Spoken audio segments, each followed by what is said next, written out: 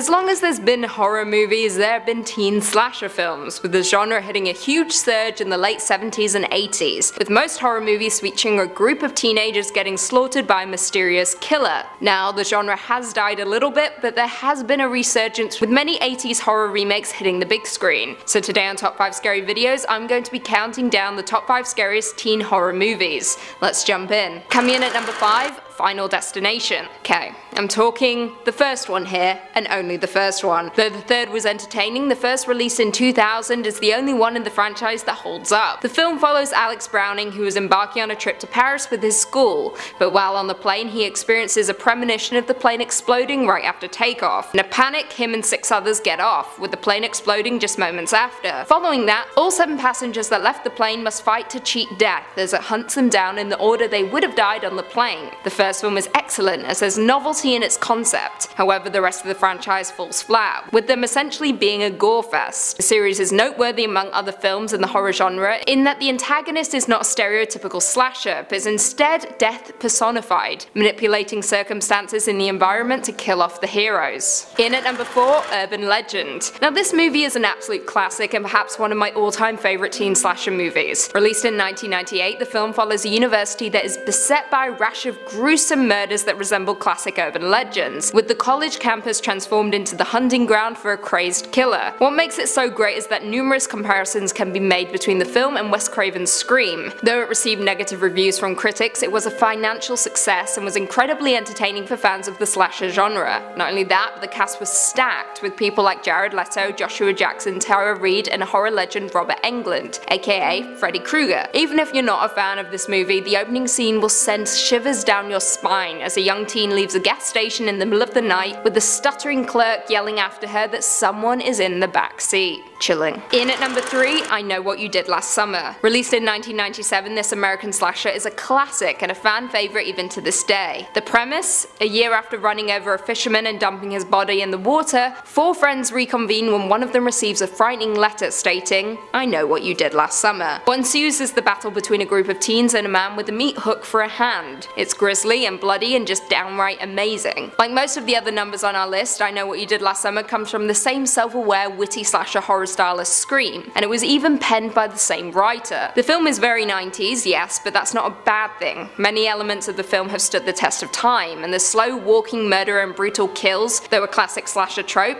still hold up. In at number 2, Halloween. When you think teen horror, you think Halloween. Fact. Aside from our number 1 point, Halloween may just be the most important and influential teen slasher to date. It follows deranged killer Michael Myers 15 years after he brutally killed his 17-year-old sister and was subsequently locked away for 15 years. He breaks free from his restraints and heads back to his hometown, Haddonfield, Illinois, hunting for his next victim. So why exactly is this film so popular? Upon its release in 1978, John Carpenter's horror thriller became the most successful independent movie of all time, setting the bar high for modern horror movies. One of the main reasons it's such a hit with horror movie fans is that it pays respect to women. While Carpenter wrote the majority of the screenplay himself, producer Deborah Hill wrote the dialogue between the 3 female high school leads, which gave it authenticity. It's funny and believable. Not only that, but the film itself is still highly influential to this day. While the slasher formula has been duplicated repeatedly, Carpenter's distinct style still continues to inspire young filmmakers. From synth music, retro feel, and audiovisual aesthetic, you can find influence of his work in many films and TV shows today, even Stranger Things. And lastly, in at number 1, Scream. Could I possibly put anything else as number 1?